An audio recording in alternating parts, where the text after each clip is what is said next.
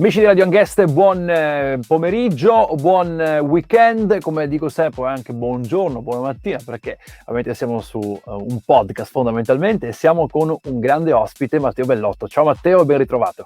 Ciao Igor e ciao a tutti quelli che ci stanno ascoltando. Con Matteo parleremo di vino, parleremo di eventi, parleremo di consorzio, di aree geografiche, parleremo anche di tante novità, però prima di parlare di questo volevo sapere chi è Matteo Bellotto. Allora, è una domanda molto imbarazzante per me perché molto spesso non so cosa rispondere. Sono uno scrittore, sono un musicista, sono qualcuno che si è inventato un lavoro e che per fortuna adesso mi sta permettendo di fare quello che amo di più, che è raccontare la mia regione, la mia terra attraverso il vino, che era la cosa che mi ero scritto sull'agenda alcuni anni fa come obiettivo e voglia per crescere e farlo diventare la mia vita. Io sono un consulente sostanzialmente, mi occupo della promozione dei vini del Friuli Venezia Giulia nel mondo e in Italia e nel mondo, e cerco di fare in modo attraverso il mettere assieme quello che è la mia conoscenza, il lavoro che facciamo con il consorzio e tutte le entità regionali per cui promotorismo, la strada del vino e dei sapori e quant'altro, di trovare un trade union per essere finalmente uniti nel raccontare la nostra regione in maniera unica e attraverso i vini. Beh, la nostra è una regione unica, ricchissima, perché ha veramente tantissimi scorci turistici ma anche enogastronomici. Ovviamente nel mondo del vino potrebbe veramente dettare legge nel mondo, è una bella responsabilità perché raccontare i vini del Friuli Venezia Giulia nel mondo non è cosa da poco. Il consorzio delle DOC al quale sei legato ovviamente per motivi lavorativi. Di cosa si tratta, ma soprattutto che cosa stai facendo in questi mesi, che sono sicuramente caratterizzati dalla pandemia, dalle zone rosse, dalle zone arancio, gli eventi non si possono fare, le attività sono a volte rimandate. Al di là di questo, Matteo cosa fa all'interno del consorzio? Chiaramente, come già hai anticipato Igor, il momento che stiamo vivendo ha scompaginato le cose, ma io che sono una persona estremamente positiva e felice cerco di vedere anche quelle che possono essere le opportunità che si sono create in un momento come questo.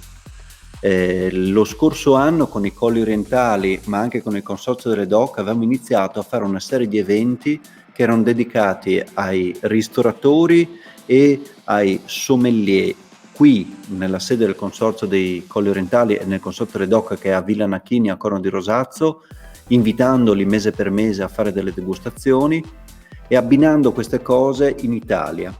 Ora, questa cosa non si è potuta fare, chiaramente, per quello che è stata la sopravvenuta pandemia, ma abbiamo provato a immaginare prima di tutto delle degustazioni distanti. La prima degustazione distante che è partita lo scorso anno è partita il 5 maggio del 2020, dove abbiamo immaginato che i produttori nella loro azienda potessero far assaggiare i loro vini con dei video che poi venivano fatti vedere attorno nella rete e quant'altro. Ora sembra una cosa quasi banale. In realtà soltanto un anno fa era una cosa che i produttori di vino ancora non facevano qui in regione. La cosa delle degustazioni distanti è stata copiata in tutta Italia e noi in Friuli Venezia Giulia siamo stati i primi a farla. I primi con le aziende che hanno mandato i video che sono stati condivisi e che attraverso poi anche il lavoro di Strada del Vino e dei Sapori sono stati mandati avanti. Ti dico un dato che è importante, che nel 2020 la regione Friuli Venezia Giulia, tra le ricerche nel mondo vino, è risultata quella che ha avuto il miglioramento più grande, parliamo di un più 486%. Questo perché?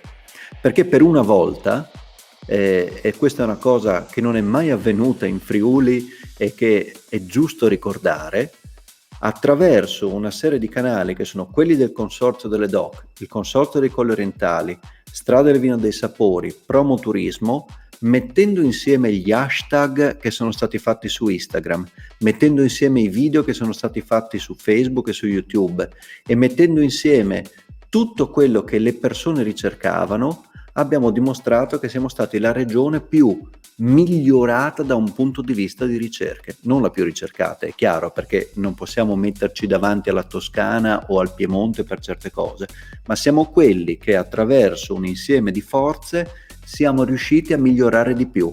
Questo ci dimostra che la strada da seguire è quella di metterci assieme e veramente lavorare per un unico obiettivo. Ma l'unione fa la forza, non è un proverbio o un detto a caso, la È la storia verità. l'ha dimostrato ed è appunto la verità. Il target che ha raggiunto questa percentuale altissima, 400%, da dove arriva? È solo interno o anche esterno il Friuli Venezia Giulia? È chiaro che il Friuli Venezia Giulia è una regione esterofila da sempre, lo dice la nostra storia. Però c'è una cosa da dire, che molto spesso quando lo si chiede ai produttori qual è il tuo mercato di riferimento, la prima risposta è solitamente a quello che è il primo mercato estero di riferimento, che potrebbe essere per esempio Germania, Austria o Stati Uniti, che è quello che riguarda. Ma la verità, e lo dicono i numeri, è che il primo mercato è italiano e il primo mercato è vicino a noi, che dobbiamo andare a raccontare le cose. Ti dico anche questo dato, giusto per ricordarci. Il vino più piantato e più prodotto nel Friuli Venezia Giulia è il Pinot Grigio. Noi friulani sicuramente quando andiamo in un bar, in un'osteria o in un ristorante, se dovessimo pensare a qual è il vino più prodotto, al di là del grande successo meritato del Prosecco o quant'altro, non diremmo Pinot Grigio, immagineremo, che ne so, il Tokai friulano o altre cose. Ma la verità è che quello che viene fatto qui è pensato per un qualcosa che è fuori di qui. Quello che ci sta facendo scoprire la pandemia è una grande scoperta di quello che è il Friuli Venezia Giulia nella sua base ampelografica, cioè nel numero di vitigni che vengono piantati. Dobbiamo ricordarci che siamo la regione con la più ampia base ampelografica d'Europa, cioè il maggior numero di vitigni internazionali e autoctoni che vengono piantati nello stesso luogo in Europa, e questa è una grandissima ricchezza che dovremmo ricordare. Io faccio sempre un esempio: dobbiamo immaginare a noi stessi come se fossimo un'orchestra. In un'orchestra non c'è il triangolo, il primo violino o un altro strumento che sia più importante dell'altro, ma tutti sono funzionali affinché la sinfonia della terra venga suonata. Ora, se noi immaginiamo la nostra regione in questo modo, capiamo che non abbiamo bisogno di uno strumento veramente di punta, ma che abbiamo bisogno di tutta l'orchestra per far sentire noi stessi.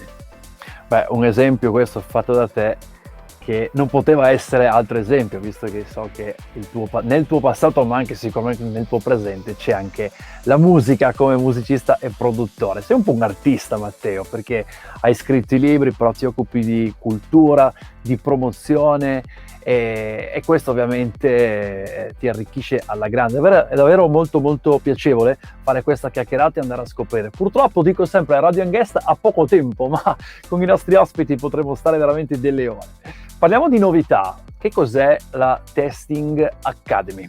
Allora, io sono felice, Igor, di fare questa chiacchierata con te proprio nel luogo che si sta creando in questo momento. Io adesso sto svolgendo gli scatoloni di quello che sono poi i componenti che andranno a essere messi nella Tasting Academy. La Tasting Academy è, per i Colli Orientali in questo caso, un progetto rivoluzionario per la nostra regione, ma un progetto che non esiste in Italia e che non esiste in Europa. Di cosa si tratta?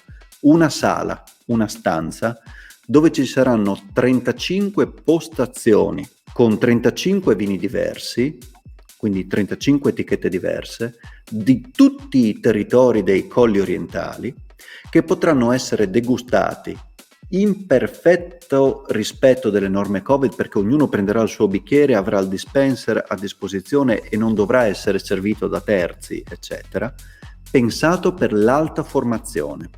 Vedete alle mie spalle, non so se si vede, c'è un mega schermo di 86 pollici che in realtà è un computer. È un computer con il quale faremo le videochiamate ai produttori e ai nostri tecnici direttamente in vigna. Il tema, Igor, è cambiare il paradigma. Non parleremo più di vino, perché lasceremo che tutti dicano quello che vogliono sul vino, ma parleremo di vigna. Diremo le cose esatte, quei piccoli dati in più che un ristoratore che in questo momento di grave difficoltà che sta affrontando potrà venire qui gratuitamente e formarsi gratuitamente, lo ripeto, per poter tornare nel suo locale davanti ai suoi clienti avere degli elementi che avrà soltanto lui e che riguardano la terra nel momento in cui lui versa il vino al suo cliente. E in più, in questo momento, tutti quelli che potranno venire qui nella Tasting Academy dalla prossima settimana potranno avere a disposizione la possibilità di formarsi e diventare emissari ed ambasciatori del territorio. Diventa il primo esperimento di promozione partecipata dalle persone. Chiunque entrerà qui uscirà avendo degli elementi di conoscenza talmente belli e talmente semplici che non potrà fare a meno di raccontarli ad un amico, non potrà fare a meno di raccontarli in famiglia, non potrà fare a meno di condividerli nei suoi social e tutto quanto. E tutti insieme diventeremo responsabili della promozione della nostra terra.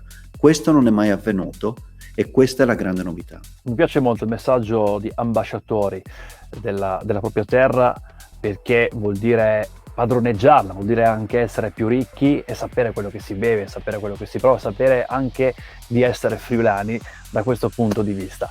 Naturalmente sovraimpressione, ci sono i link, i siti ovviamente per iscriversi o per comunque mettersi in contatto con Matteo Bellotto o comunque con il Tasting Academy. Andiamo a concludere, parliamo anche di eventi legati a te, Matteo, al consorzio. Cosa avete fatto o cosa non avete potuto fare durante questo 2020 e anche 2021? Guarda, quello che non abbiamo potuto fare meriterebbe una chiacchierata che supera veramente ogni tipo di tempistica che potrebbe essere diciamo immaginata. Ti dico solo questo: io lo scorso anno era il 50° dei Colli Orientali, volevo chiudere il Ponte del Diavolo a Cividale facendo una cena dove l'unica regola doveva essere quella di non aprire bocca mentre si parlava, per cui tutta la cena doveva essere servita con i cibi e con i vini e tutto quello che ognuno voleva dirsi doveva essere scritto su un block notice con il claim del fatto che noi friulani non siamo bravi a raccontarci, per cui non diciamo nulla, lasciamo parlare il vino e le cose, e alla fine tutti i foglietti sarebbero diventati un racconto sui social di questo. Ma lo farò qui nella Tasting Academy, dove io immagino un luogo aperto, con le porte aperte anche per spettacoli di musica, spettacoli di danza, spettacoli di teatro. Tanti sono gli eventi, questa mattina ne parlavo, per la Germania, per la Svizzera e per l'Austria, soprattutto poi anche per gli Stati Uniti. Io insomma sono pronto, con la valigia pronta. In conclusione, prima dei saluti però una domanda personale che te la voglio fare. Secondo Matteo, cioè qual è il vino di Matteo Bellotto? Cioè qual è il vino che ti piace di più? Allora è abbastanza chiaro che con la mia posizione non posso esprimere, però ti dico questo, Igor: il più buon vino che io ho mai bevuto è il prossimo che berrò.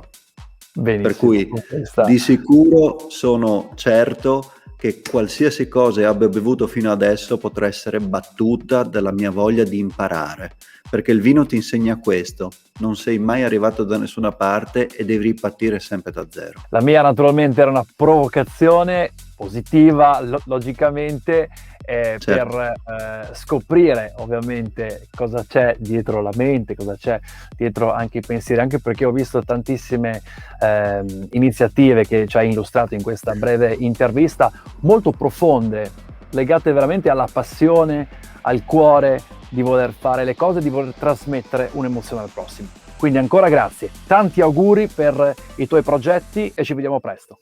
Grazie a tutti. Ciao Igor.